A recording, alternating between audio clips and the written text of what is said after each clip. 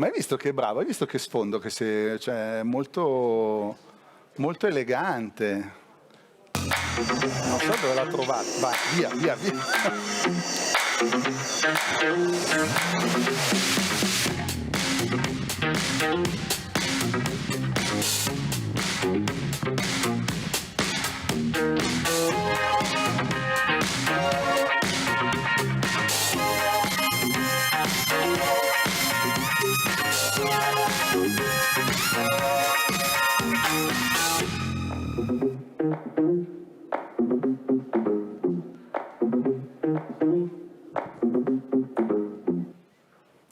Buongiorno a tutti, benvenuti, bentrovati a questa...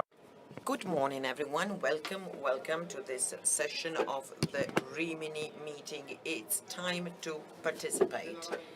With our guests, we will try to explore the need that has become particularly urgent in this period, that is to say, to work together, to participate in order to build, or rather rebuild, our common home. I'm Stefano Gheno. I am the president of CDO Opere Sociali, and I will now introduce our panelists. So we have the Archbishop of Taranto, who is also the president of the board of the Episcopal Conference and of the Scientific Committee for the Weeks for Italian Catholics, which will take place this year in Taranto in a month. Archbishop Santoro was a missionary priest in Brazil, so he really had to deal with problems of coexistence, social injustice, and obviously we asked him to contribute in our session today when we talk about generative relationships. And we know that he can have a very important experience to share with us. He wrote, together with Fabio Zavattaro, a book that is entitled to Consumare la suola delle scarpe, and it is really worth reading because it tells about the episcopal work by Archbishop Santoro over 25 years. And he has been working not behind a desk, but rather traveling in the world. And then we have Claudia Fiaschi, who is the president of a cooperative, and she has had so many different roles in the field of cooperation. And at the moment, she is the president of a cooperative Toscana, and she will help us reflect upon a certain aspect of this need to participate, that is to say, the effort we have to do. And this is an effort that we have to accept and to manage. Caterina Cesana, she is a social worker, and soon after her degree at university, she started working for the social cooperative In-Presa in Brianza, that was founded by her mother, Emilia Vergani. It welcomes young people with a fragile situation, but it has also become a very good center of professional training. And well, we mentioned Emilia Vergani 2 days ago here at the Rimini meeting because an exhibition has been organized on Emilia Vergani, so we will ask Caterina to talk about the experience of In-Presa as a community, because that's what it is. It is a community of people, the active participation of so many friends, entrepreneurs of the area of Grande, and this made it possible to create new opportunities for the young people of the area. Then we also have Father Charlie, Carlos Olivero, who is a friend of the meeting, and he works in Argentina. He is one of those priests who the former Archbishop of Buenos Aires, Cardinal Bergoglio, sent to take care in the suburban areas around Buenos Aires. Charlie was one of the founders of the Hogar de Cristo, a federation of different realities from different suburban areas. These are centers that try to support and help people in building a new life in these precarious situation in peripheral areas. So we will ask him to explain how it works as someone operating in such a difficult area. How does participation work? Then we have Marco Morganti, who actually has a completely different role. He is a banker, and he is the head of the impact direction of Intesa Sanpaolo, and he is also very active in the third sector. So we will ask him to explain what are the tools that can help participation in a very concrete way. So that was my introduction. I hope I've not taken up too much time. And now I'll leave the word to Archbishop Santoro. Thank you, Stefano. Buongiorno and good morning, everyone.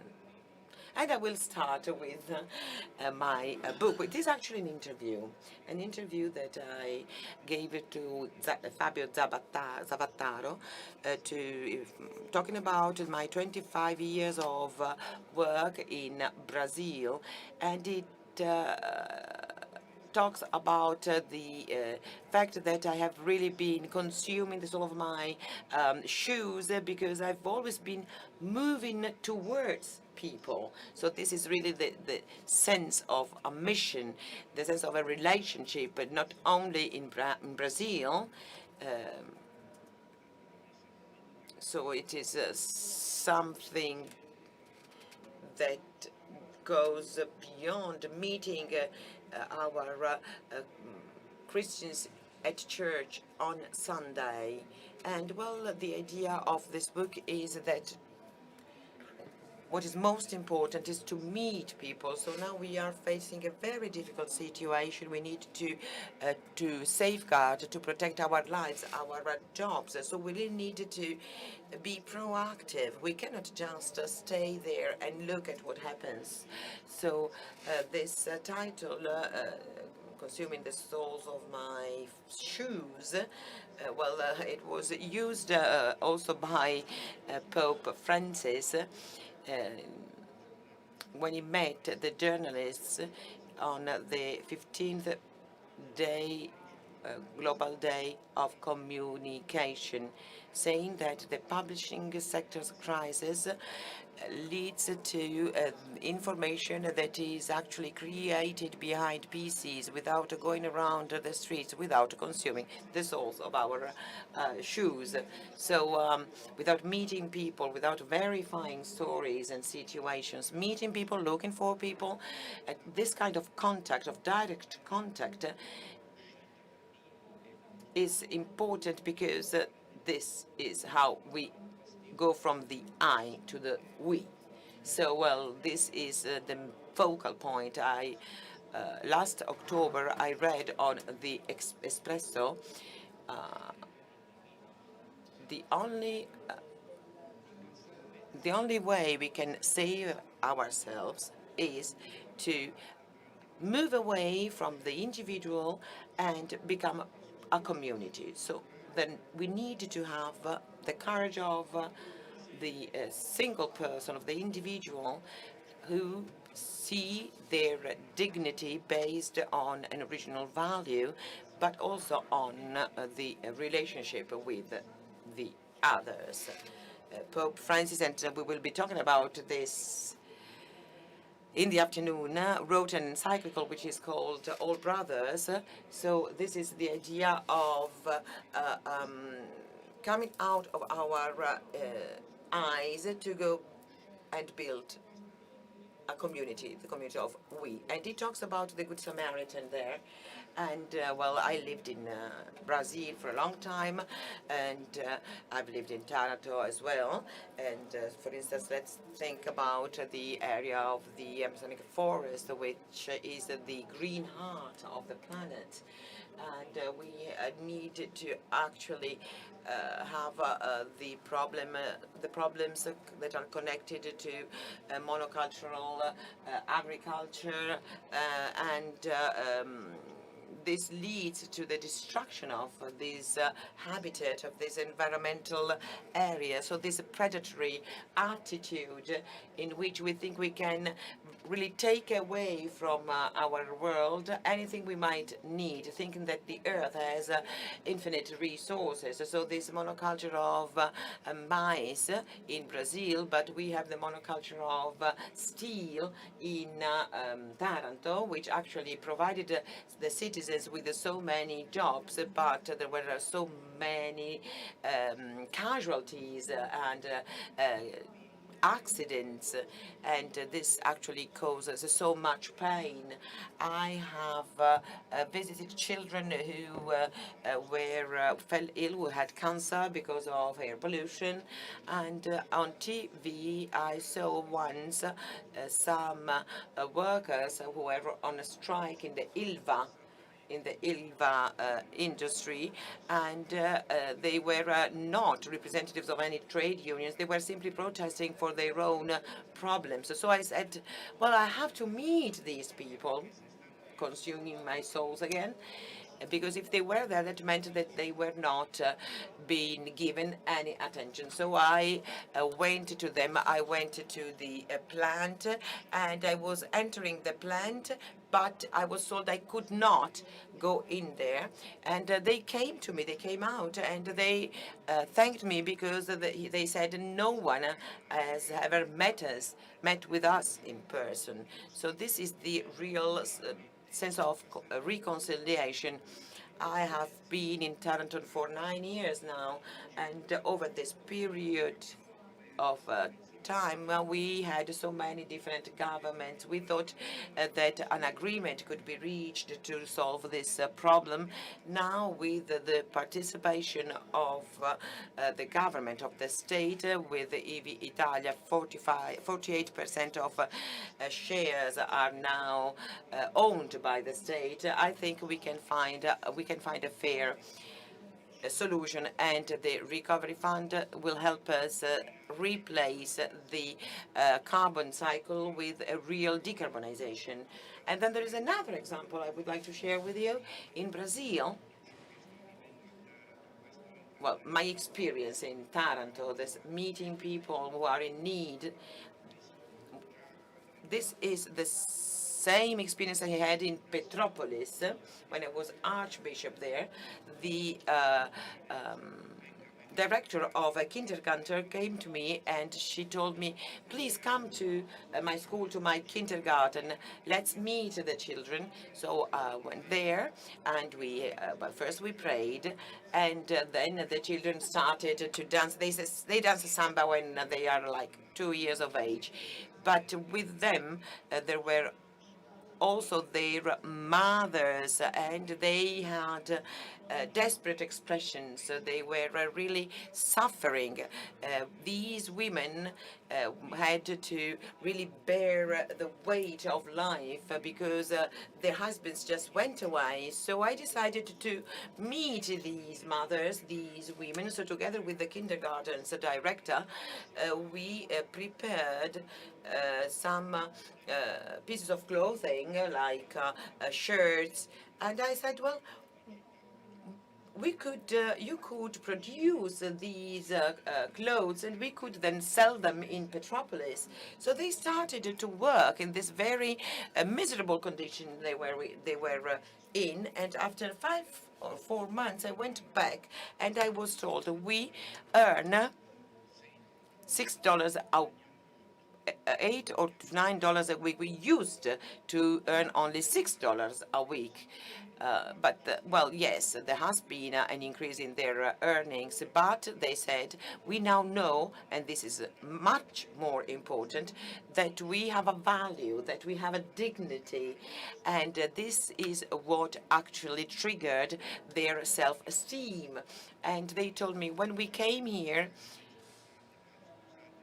no one asked us whether we were married or not. We were simply welcomed. So this moving from I to you creates a we that is the key to hope. Thank you. I really believe that Archbishop Santoro has really touched upon all the themes that our guests will then tackle in detail. Claudia Fiaschi, spokesperson of the Forum of the Third Sector, which is in a way the place where proposals are made, where we actually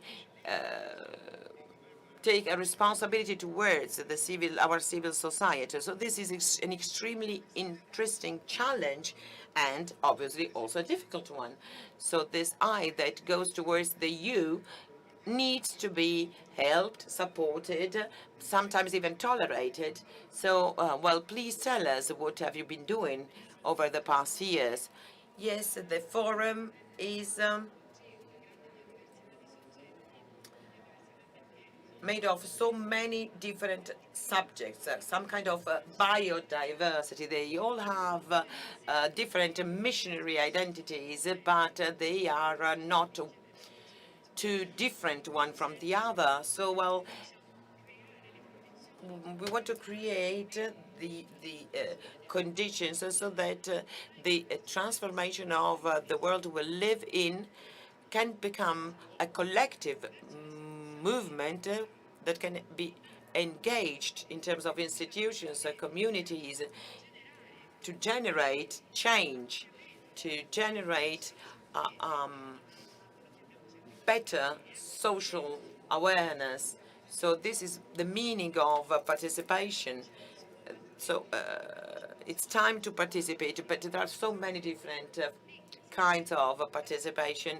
You can participate online, for instance, to something, but being part of a community is not just a responsibility that we can actually take upon ourselves.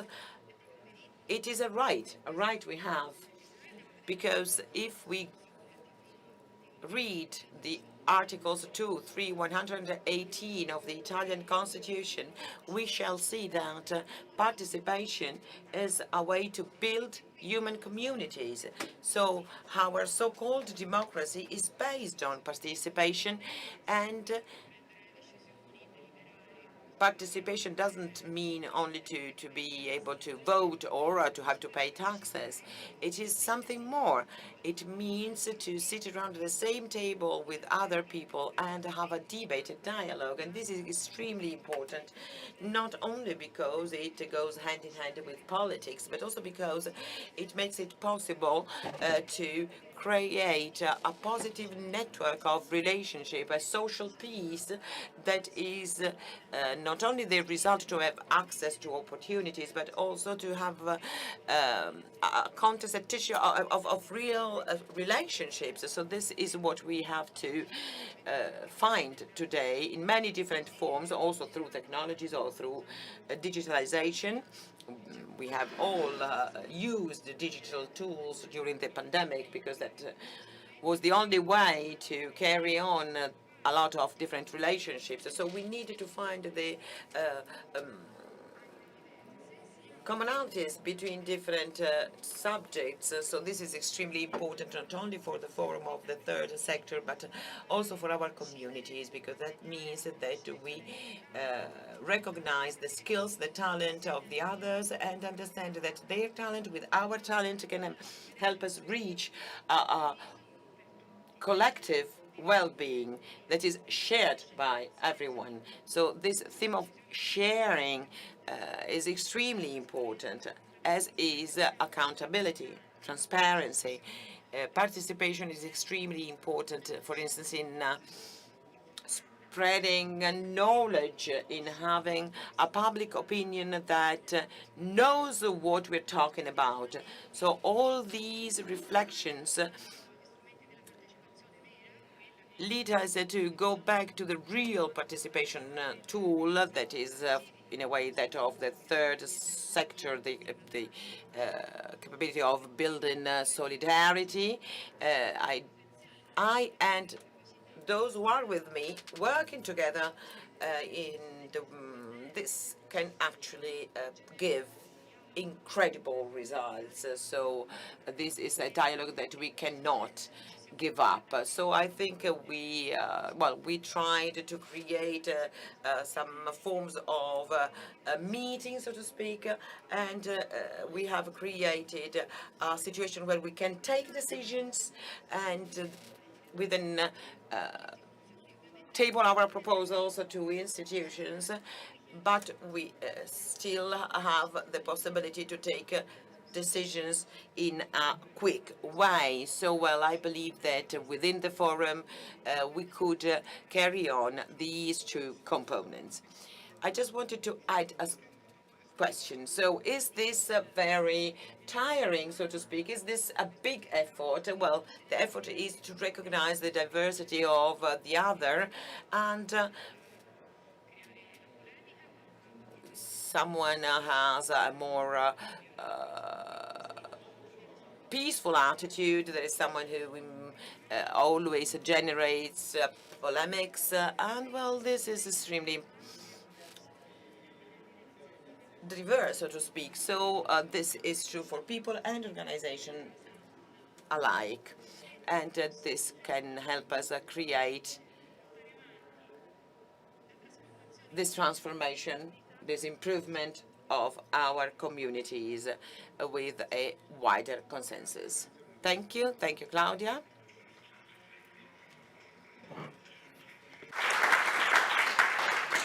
Bene, adesso la nostra scaletta. Now we're going to have two speeches that will give further examples of participation and the bottom-up approach to develop and to build up the community. Now I will give the floor to Father Charlie Olivero. We recently went to visit him to Argentina because he's cooperating in a project supported by the Holy See.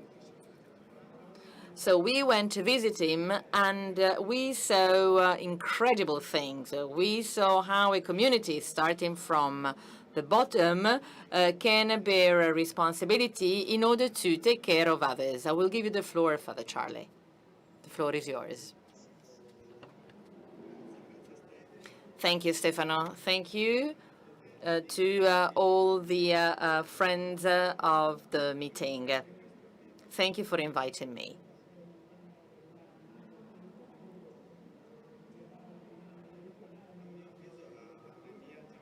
I think that the pandemic has shown us in real terms. It made us think a lot.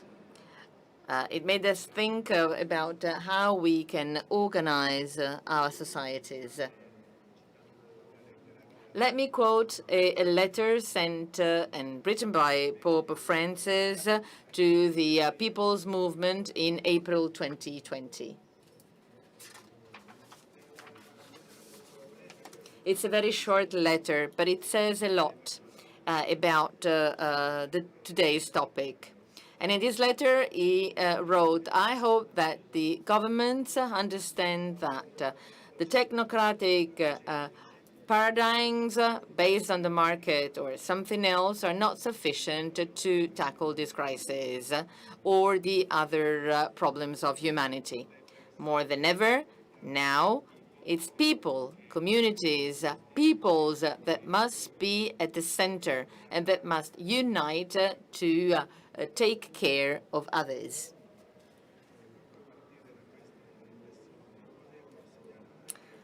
So following up to that, one of the things that we understood, that we actually already knew, and that the church has always been saying,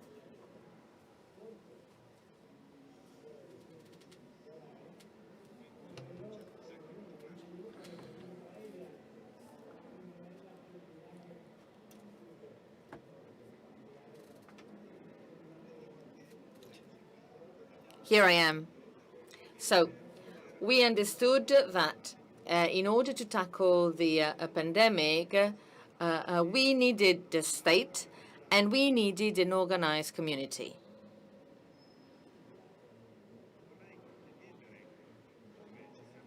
Let me share with you the way we have organized ourselves here in Vigia Palito in order to tackle the second wave of the pandemic. I arrived in Vigia Palito in December last year. It is a very poor neighborhood in Buenos Aires.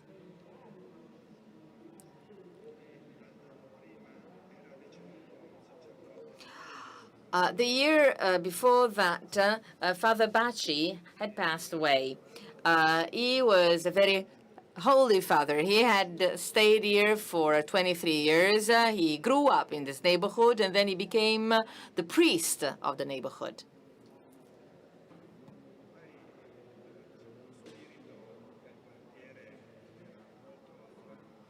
Let's say that all the neighborhood was very sad about him passing away. But there was also a sense of hope. There were some episodes that occurred during the second wave and that made us understand that we were in a real emergency.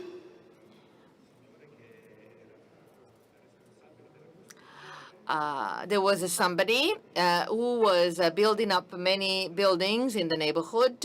He got sick for COVID, and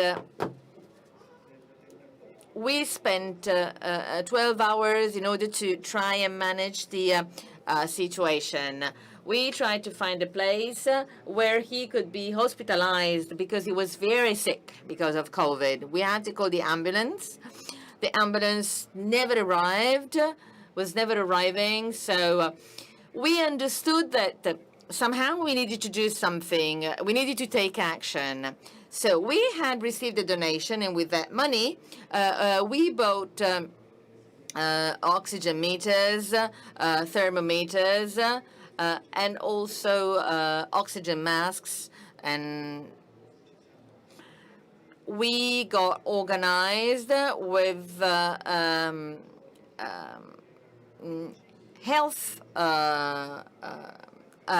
healthcare operators, people going around in the different houses to visit the people having symptoms in order to measure their vital parameters, in order to see how they were like. And there's also a doctor in our neighborhood. This doctor was sent us by Providence, is a very qualified doctor, and he's now developing a treatment for dependence in a parish nearby. So we heard him, and he was also going around the houses to see the people who had problems and who had COVID symptoms.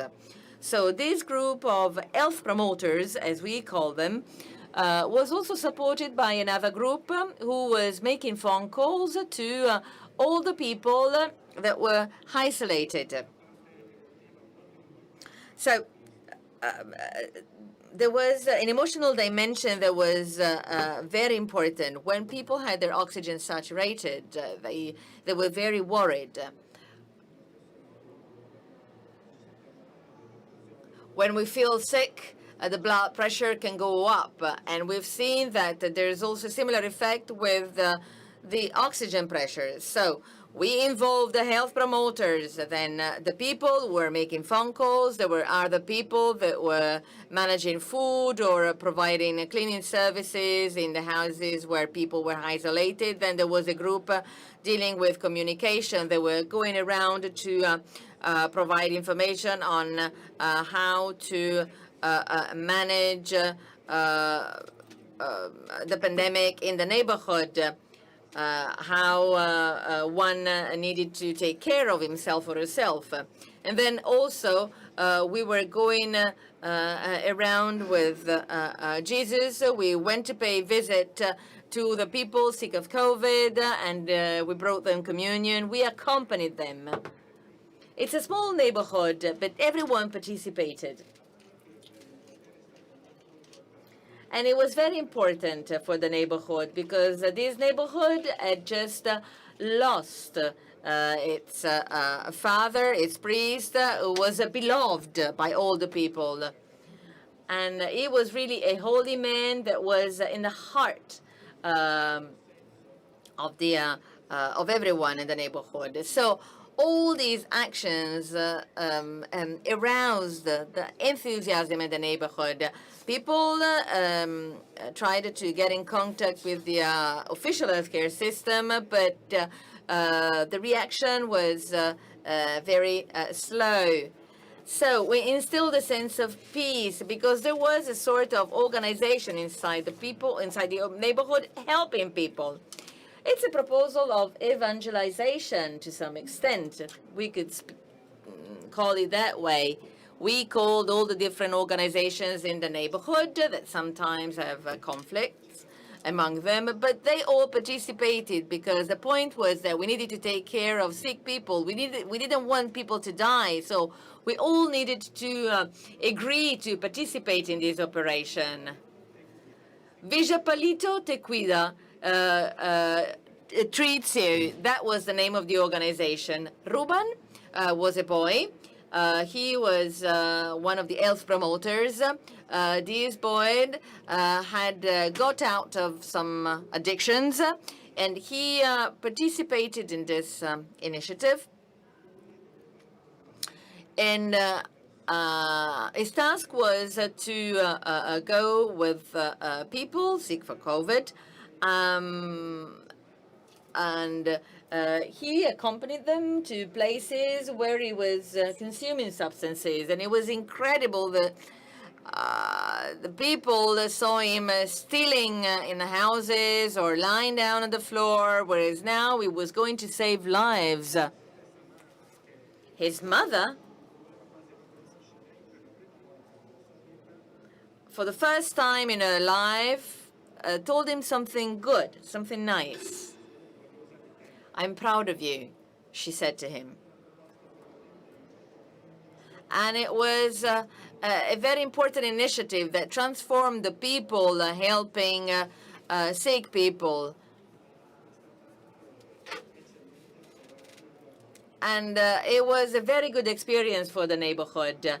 The neighborhood felt that somebody was taking care of it. It didn't feel abandoned. So I really believe that we needed the contribution by the state and the hospital.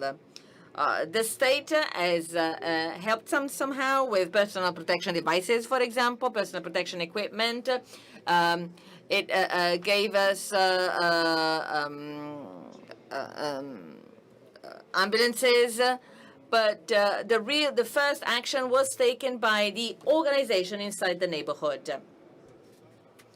Then let me tell you another sentence by the Pope in the same letter, where he said, "I would like to invite you to think about what happens afterwards, because when the storm will finish, and we will need to take care of its consequences."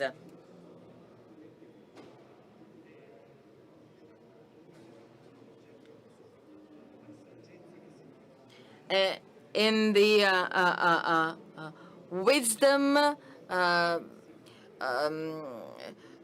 we need to think about a human project we need to concentrate on peoples in all its diversity and on the universal access to the land, the house, and the work. Thank you. Thank you very much. Thank you. Thank you, Father Charlie. Thank you, Father Charlie, because you really gave us a very good example of life that is very interesting and fascinating.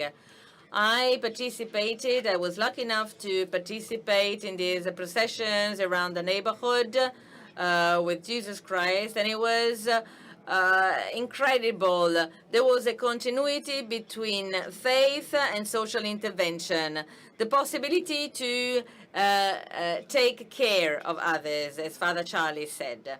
So, from Argentina, we go to Brianza, north of Italy. You know that Argentina is an enormous country with a very low population density, whereas in Brianza, north of Italy, there is many people. The lifestyle is a bit different, but what I have seen in In-Presa is somewhat very similar. Caterina, Cesana, the floor is yours. Good morning, everyone.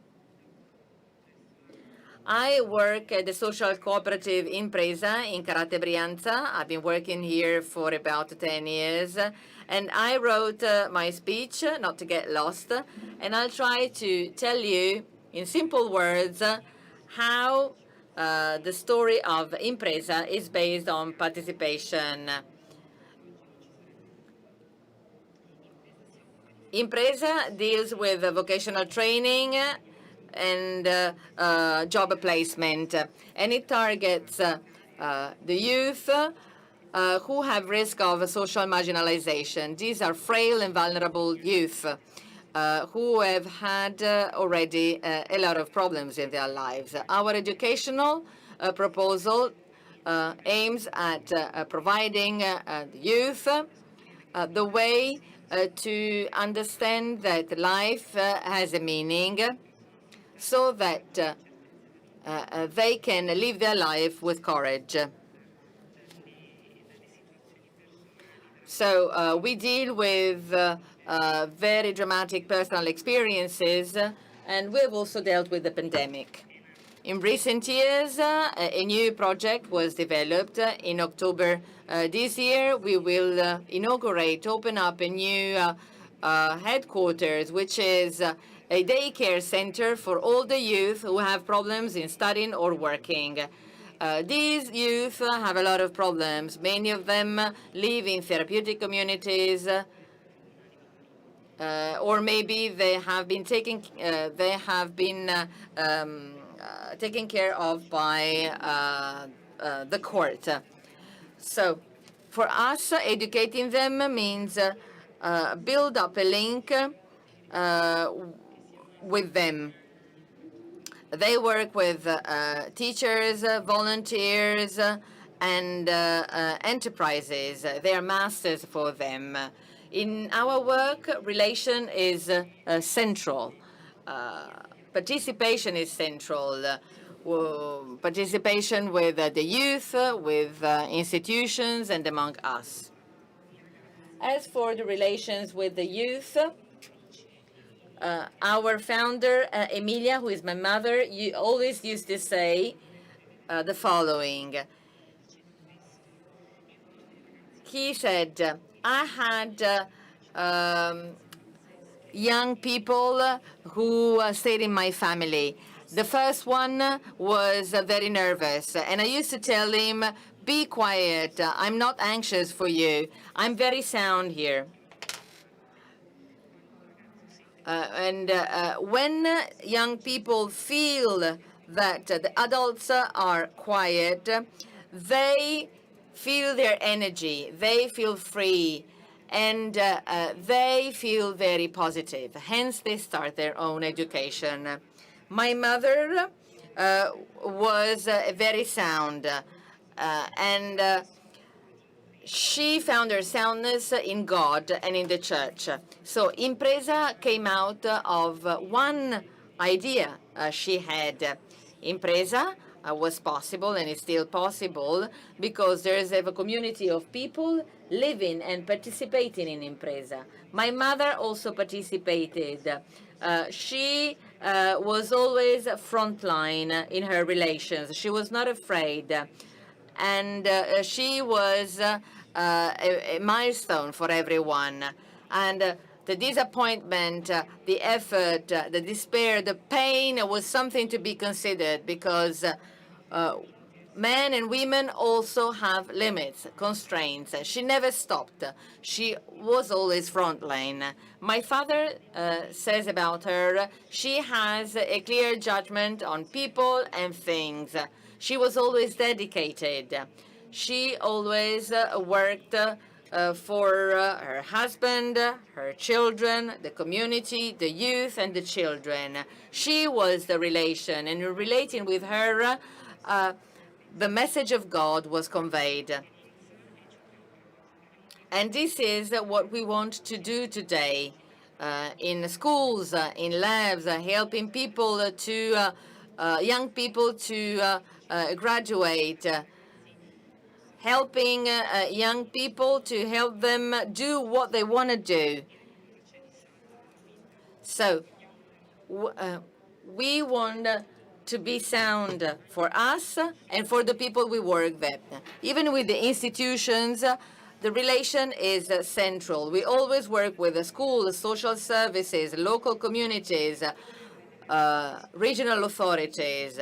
To us, it means creating meaningful relationships with all the people working in these institutions, be they social workers, deans, politicians. We make friends with some of them for the well-being and for the good of the youth. Sometimes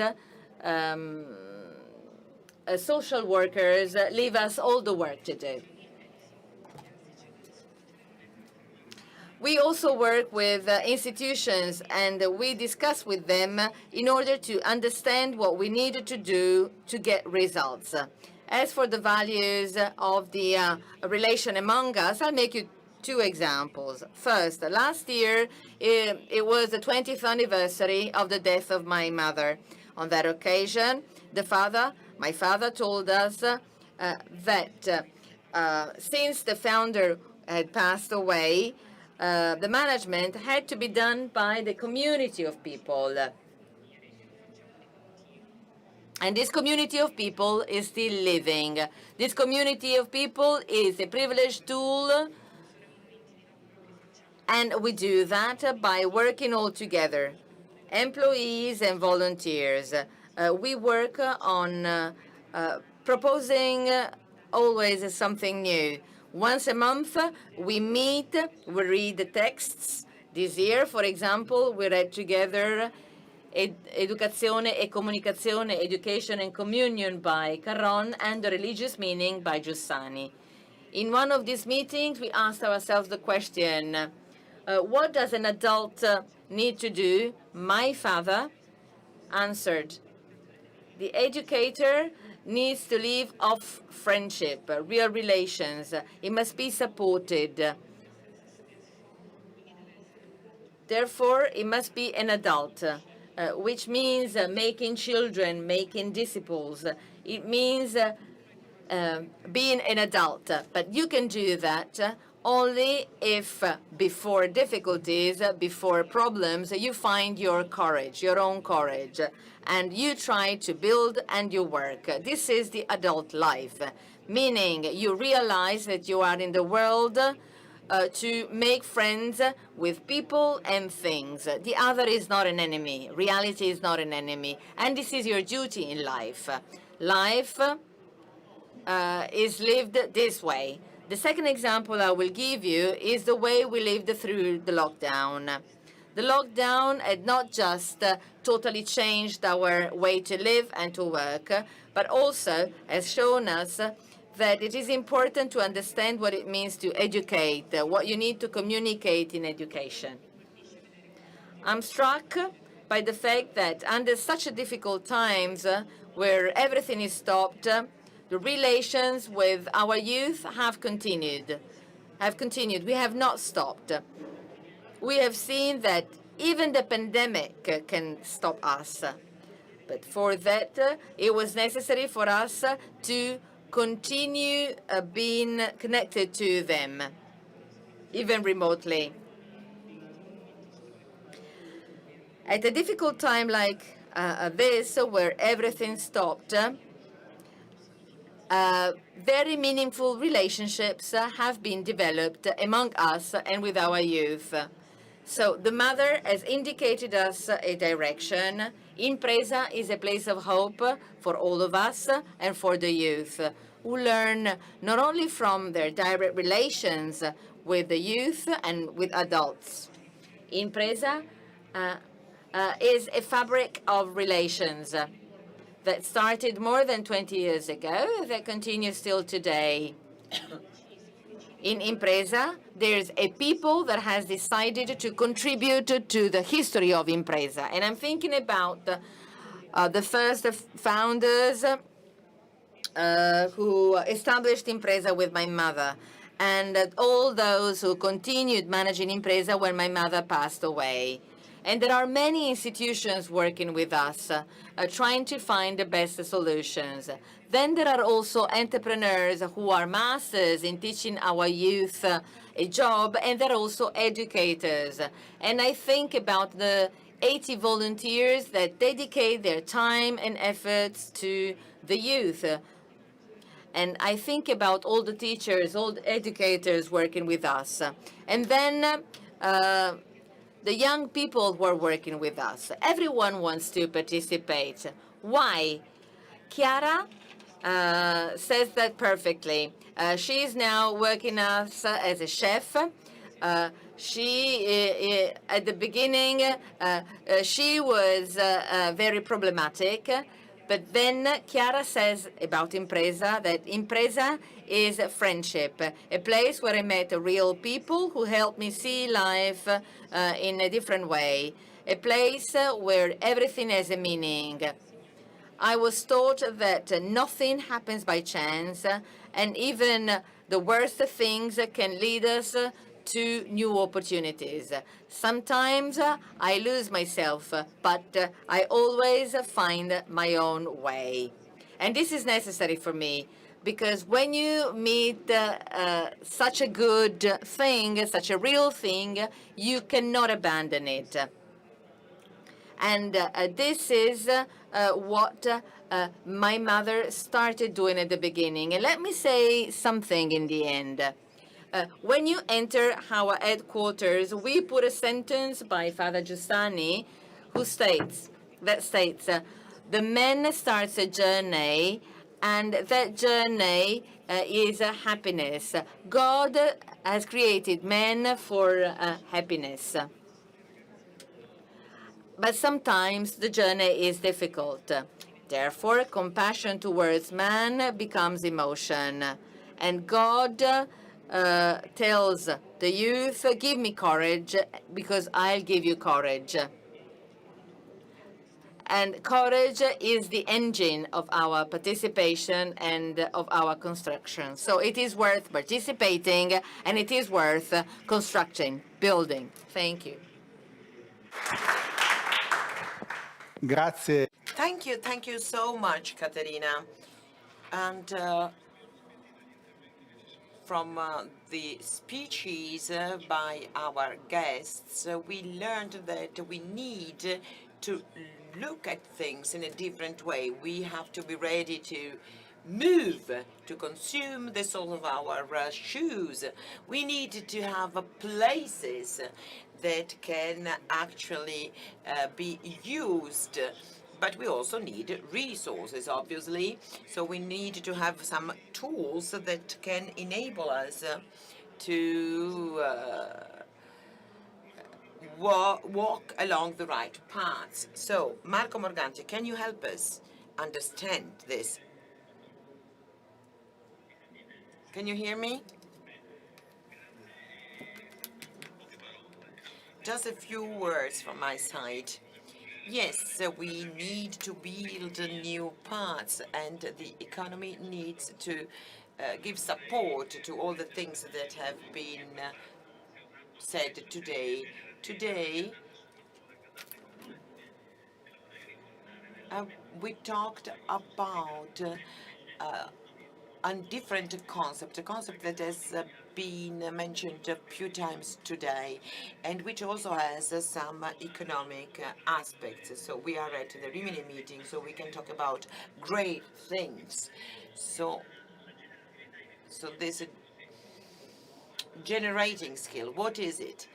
When the economic activity produces value, which is obviously implicit, this value can be destined to enrich those who make economy and those who do not. So this is the difference between an for-profit economy, the economy with a capital E. Then there is the social economy, which is completely different because it is a generative economy. So the objective here is to achieve the highest benefits for a larger number of people.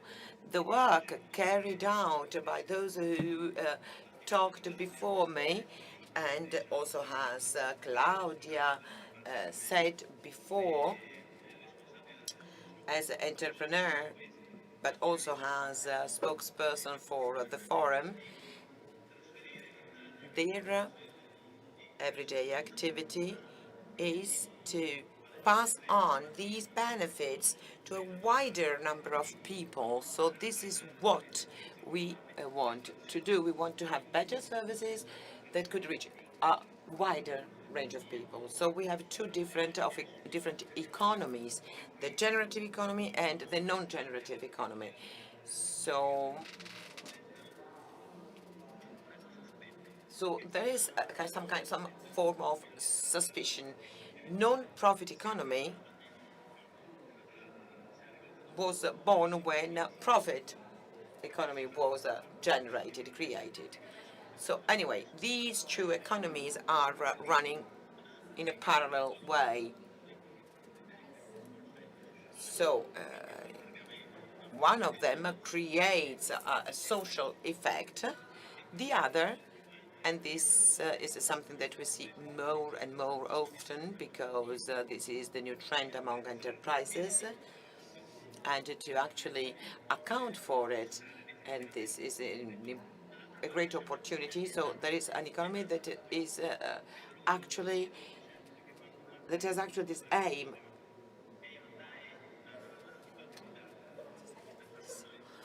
When we authorized the institution, we said that with the Banca Prossima we had presented a model. We had asked for an authorization that was more easily connected to a non-profit institution, but it was not a non-profit institution. Half of the profits of the bank was used for initiatives for people who did not have access to credit. So this is what I mean by generative economy, an economy that goes beyond the national dimension of the market, which is the place where inequality is created. The market, which is something that, in a way, has been seen like the devil by so many people, and has been seen as the greatest solution by so many others. Well, this market is like a geometrical figure, and either you are inside its perimeter, or you are outside, and then you are excluded by any kind of benefit. So enterprise either look at markets as an ever-changing situation, so we will carry on giving access to credit to those who can afford it, or providing services to those who can afford it, or they can try and do something different. So this is the kind of experience that I have been developing It was nothing revolutionary, so to speak, but it was extremely interesting. And this happened after 12 years of work, because if you work together with those who have the common good as an objective, inclusion as an objective, that is to say, increasing the number of people that are reached by these services. So, well, this, as Archbishop Santoro might remember, because I actually asked him what he thought about this model, and he was so kind as to share with me his opinions. And he also told me that this model could even go beyond what we had reached, that is to say, the fact that this model could serve social economy, but it could also go beyond the limits of exclusion. And this means that we had to use about 50% of our profit to pursue this goal. But there was another aspect that needed to be verified. That is to say, if this model could have been translated in a wider, on a wider dimension, beyond the social economy, towards people, people who do not have access to credit and cannot carry out their life projects or work projects, because banks seem to only look at what they can obtain today. So we really need some goodwill, some trust, positive vision, and this is necessary in the economic activity as well as in interpersonal relationships. So if we do not trust the others, we cannot have any kind of relationship. So now we really achieved this goal, and this goes beyond what we said at the time, because at a certain point we started to give credit to people and families. That's what we are doing at the moment, not because of their current sustainability, but rather because of the sustainability they will have because of the credit we grant them. So we give credit to working mothers, to students, to those who would like to retire but cannot retire because they do not have the money necessary for their social contribution. So we wouldn't have been able to achieve these goals if we hadn't done something different from the traditional economy, that is to say, to use part of the profit, part of the generated value, to create the conditions to give access to credit to other people. So this is a generative scheme, and I conclude with a paradox, a very strong paradox. Maybe someone listening to me will think that this is an exaggeration, but I do believe in what I'm saying. Today, we live in the COVID crisis, a very difficult experience, as everybody knows. So we believe that the world will change after this experience, and the economy will change as well. So the idea of profit should be replaced by the idea of inclusion. This doesn't mean that the current system needs to be completely destroyed. It has to be modified. Let's think what could have happened if pharmaceutical industries that provide us with the vaccination we much need today, instead of entrusting their profit to their managers, to their financial representatives, they would use this profit to pharmaceutical industries were non-profit entities. With the profit that they could make by selling the vaccines, and this is something which is completely legit, because you need to create value in order to be able to do other things afterwards. So if with this profit, if they had done what we do in the third sector, that is to say, the use of the vaccination tool, which is a health tool, a tool for our society, in order to actually enlarge, to widen access to vaccination. So today we would not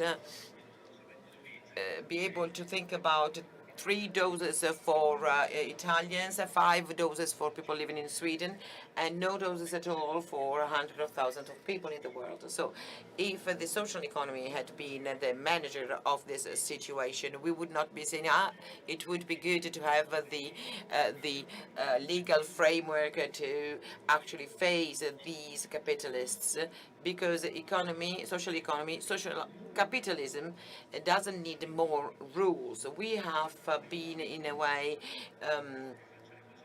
touched by this. So we do things not because we are better than others, but there are 10,000 Italian students who received a loan to attend university. So I am convinced that this way of moving forward will help us to do more in the future. So this has to be the non-profit economy should be become the traditional, the normal economy, which is based on benefits for everyone. Thank you. Thank you, Marco Morganti, for your contribution. So, well, we are running a little bit late, but, our allotted time is over, but I do think we spent our time in a very fruitful way. I would like just to go back to what Marco Morganti said. He talked about trust. This is the fourth ingredient that makes it possible to have a real free will participation, where I meet you, and with the courage to go back to the meeting's title, the courage to say I, and this courage is not individualistic, but is rather something that helps us sharing the existing resources. I would like to thank all our guests. I would like to thank all the participants. And there's just one last thing I would like to say. The meeting is an initiative, and Marco Morganti was really talking about this kind of initiatives in a way. It's an initiative which is unique in our country, but maybe also, if I may say so, at global level. So it is a generative initiative. It is one of those generative places we mentioned before, and it is a unique event that was started 42 years ago.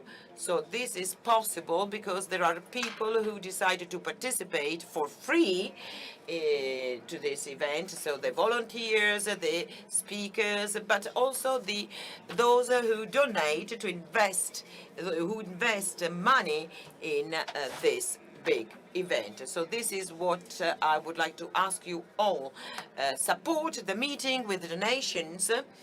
For those who are here in the fairgrounds, you see the desks with the red heart, and that's where you can actually make your donation, or there are other channels, for instance online, to make donations to the Meeting Foundation. So thank you everyone, and see you soon.